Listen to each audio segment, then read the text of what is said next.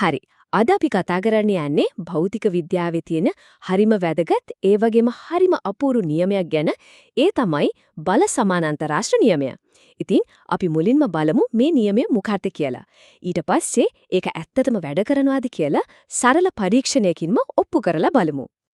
හිතන්නකො මෙහෙම දෙයක්. එක වස්තුවක් තියෙනවා. එක කෙනෙක් එක පැත්තකට අදිනවා, තව කෙනෙක් වෙනස්ම පැත්තකට අදිනවා. දැන් ප්‍රශ්නේ තමයි මේ වස්තුව ඇත්තටම යන්නේ කොයි පැත්තටද? මේ බල දෙකේම එකතුව අපි ඒකට කියනවා සංප්‍රයුක්ත බලය කියලා. ඒක හරියටම හොයාගන්නේ කොහොමද? අනාර කලින් අහපු ප්‍රශ්නෙට උත්තරය තමයි මේ නියමය ඇතුලේ තියෙන්නේ. බලන්න හරිම සරලයි. මේකෙදි කියන්නේ අර බල දෙක සමාන්තර ආශ්‍රයකේ එක ළඟ තියෙන පැති දෙකක් කියලා හිතුවොත්. ඒ බල දෙකේ එකතුව, ඒ කියන්නේ සංප්‍රයුක්ත බලය වෙන මොකක්වත් නෙමෙයි, ඒ සමාන්තර ආශ්‍රයේ විකර්ණයම තමයි. විකර්ණය කියන්නේ අර කොනකින් අනිත් කොනට අදින රේඛාව. ඉතින් මේ කියන කතාව ඇත්තද? අපි බලමු පරීක්ෂණයක් කරලම. හරි. එහෙනම් මේ න්‍යාය ඔප්පු කරලා බලන්න අපිට මොනවද ඕනි වෙන්නේ? මෙන්න තියෙනවා අපේ උපකරණ සෙට් එක. අපිට ඕන වෙනවා ඇඳීම් පුවරවක්, කප්පි ටිකක්, නූල්, ඊළඟට බල නිරූපණය කරන්න බර කට්ටල, කඩදාසියක්, කැඩපත් තීරුවක්, පෙන්සලකුත් ඕන. බලන්න හරිම සරල උපකරණ ටිකක් නේද? මේ ටික පාවිච්චි කරලා තමයි අපි මේ ලොකු නියමයක් තහවුරු කරගන්න යන්නේ. ඉතින් මේ පරීක්ෂණයේ මූලිකම අදහස හරිම සරලයි. අපි බර කට්ටල එල්ලනවා, ඒකෙන් තමයි බලය විශාලත්වය පෙන්වන්නේ. නූල් තියනෝනේ, අන්න ඒ වයින් තමයි බලය ක්‍රියා කරන දිශාව පෙන්වන්නේ. ඇත්තටම මේකෙන් අපි කරන්නේ භෞතික විද්‍යාවේ තියෙන සංකල්පයක් S2ට පේන දෙයක් බවට පත් කරන එක. හොඳයි, දැන් අපි බලමු මේ පරීක්ෂණය හරියටම කරන විදිය. ස්ටෙප් බයි ස්ටෙප් කොහොමද අපි මේ ඇත්තටම ක්‍රියා කරන බල ටික කඩදාසියක් උඩට අරගන්නේ? මුලින්ම කරන්න ඕන දේ තමයි බල තුනක් පාවිච්චි කරලා මේ මුළු පද්ධතියම සමතුලිත කරන එක. ඒ කියන්නේ නොසෙල්වි තියෙන තැනට ගේන එක. හරි.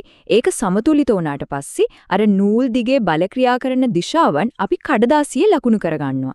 ඊට පස්සේ තමයි වැදගත්ම දේ. අපි පරිමාණයක් තෝරගන්න ඕනේ. හිතන්නකෝ නිව්ටන් එකක් සෙන්ටිමීටර් 5කින් පෙන්නනවා වගේ. අන්නේ පරිමාණයට අපි දන්න බල දෙක දෛශික විදියට අඳිනවා. ඊට පස්සේ ඉතින් තියෙන්නේ ඒ දෛශික දෙකෙන් සමාන්තරාශ්‍රය සම්පූර්ණ කරන්න තමයි. මෙතනදී අපි පාවිච්චි කරන පොඩි ට්‍රික් එකක් තමයි අර කැඩපත් තීරුව.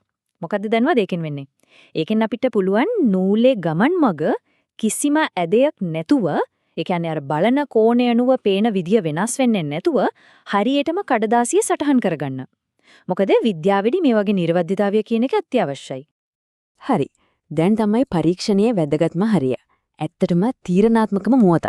දැන් අපි බලන්න යන්නේ අපි අර න්‍යාලයට අනුව ඇඳපු සටහන ඇත්ත සිදුවීමත් එක්ක, ඒ කියන්නේ පරීක්ෂණයේ ප්‍රතිඵලයත් එක්ක ගැලපෙනවද කියලා. ප්‍රශ්නේ මේකයි. අපි ඇඳපු සමාන්තරාශ්‍රයේ විකර්ණයෙන් අපිට අගයක් එනවනේ. ඒ අගය පද්ධතිය සමතුලිත කරන්න අපි ඇත්තටම එල්ලපු තුන්වෙනි බරට සමාන වෙයිද? බලමු. ඉතින් මොකද හිතන්නේ? ප්‍රතිඵලය පුදුම හිතෙන තරම් සාර්ථකයි.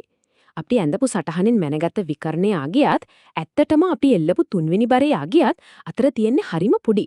නොසලකා හරින්න පුළුවන් තරම් වෙනසක්.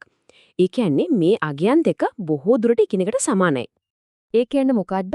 ඒකෙන් අපිට පැහැදිලිවම කියන්න පුළුවන් සමාන්තරාශ්‍රයේ විකරණයෙන් සංප්‍රයුක්ත බලය හරියටම නිරූපණය කරනවා කියලා. කෙටියෙන්ම කිව්වොත් බල සමාන්තරාශ්‍ර නියමය ඔප්පු වුණා. හොඳයි. නියමයක් ඔප්පු කළා. ඉතින් මොකක්ද ඒකෙන් තියෙන ප්‍රයෝජනේ? නියමයක් නිකන්ම දරගෙන ඉඳලා වැඩක් නැහැනේ. ඒකෙන් වැඩක් ගන්නත් පුළුවන් වෙන්න ඕන. දැන් අපි බලමු මේ නියමය පාවිච්චි කරලා ප්‍රායෝගික දෙයක් කරන හැටි. දැන් අපි පොඩි අභියෝගයක් බාරගමු. අපි දැන් ඔප්පු කරගත්තේ නියමය පාවිච්චි කරලා කිසිම විදිහකින් ස්කන්ධය නොදන්න වස්තුවක ස්කන්ධය හොයාගන්නයි යන්නේ. අපි කරන්නේ කලින් දන්න බරක් එල්ලපු තැනට දැන් මේ නොදන්න වස්තුව එල්ලලා ඒකේ අගේ හොයාගන්න එක. හැබැයි මේ වැඩේට අපිට තවත් පොඩි දෙයක් මතක් කරගන්න වෙනවා. භෞතික විද්‍යාවේ හරිම මූලික සූත්‍රයක්. ඒ තමයි වස්තුවක බර, ඒ කියන්නේ W සමාන වෙනවා ඒකේ ස්කන්ධය. ඒ කියන්නේ M ගුරුත්වාකර්ෂණ ත්වරණයෙන්, ඒ කියන්නේ G වලින් ගුණ කළාම W = mg. මතකයි නේද? ඉතින් අපි කලින් කරා වගේම සමාන්තරාශ්‍රය ඇඳලා ඒකේ විකර්ණය මැනිලා බැලුවම අපිට අර නොදන්න වස්තුව නිසා ඇතිවෙන බලය, ඒ කියන්නේ බර හොයාගන්න බලුවල්. මේ පාර අපිට ආපු අගේ තමයි නිව්ටන් 2.5. දැන් හරිම ලේසි. අපි අර කලින් මතක් කරගත්ත සූත්‍රය පාවිච්චි කරලා දැන් හොයාගත්ත බර ගුරුත්වාකර්ෂණ ත්වරණයෙන් බෙදෙනවා. එතකොට අපිට ලැබෙනවා අර නොදන්න වස්තුවේ ස්කන්ධය. ඒ තමයි කිලෝග්‍රෑම් 0.2.5. දැක්කද අපි න්‍යායක් විදියට පටන් ගත්ත දෙයක් ප්‍රායෝගික ගැටලුවක් විසඳන්න පාවිච්චි කළා.